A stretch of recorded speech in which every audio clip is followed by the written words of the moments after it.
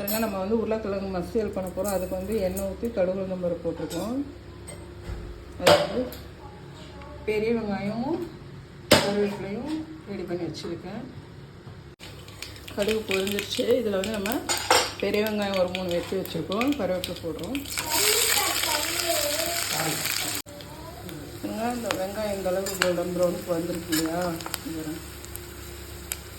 இல்லையா, இந்த ஸ்டேஜ் போதும். அதான் நம்ம வந்து அந்த வெங்காயம் உருளைக்கிழங்கெல்லாம் சாப்பிடும்போது கொஞ்சம் க்ரன்ச்சியாக இருக்கும்.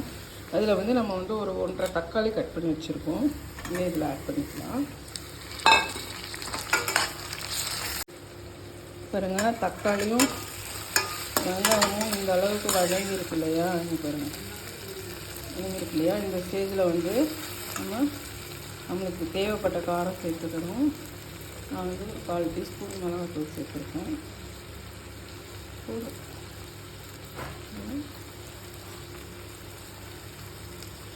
ஒரு டீஸ்பூன் மல்லிப்பொடி, ஒரு 2 ஸ்பூன் மல்லிப்பொடி, அவ்வளோதாங்க.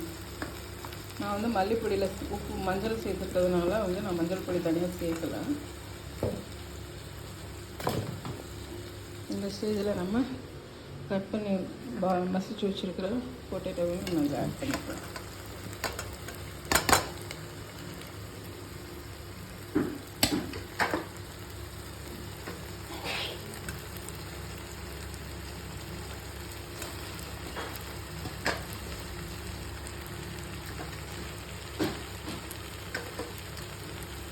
நீங்கள் செஞ்சு சாப்பிட்டு பாருங்கள். சப்பாத்திக்கெலாம் இதை அப்படியே சாப்பிடலாம்.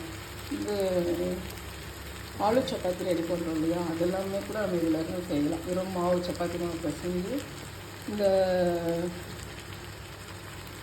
உருளைக்கிழங்கு வந்து நம்ம நடுவில் வச்சு ஆலு சப்பாத்தி மாதிரி ரெடி பண்ணலாம். பாருங்க, பொட்டேட்டோ ரெடி, அவியல் ரெடி,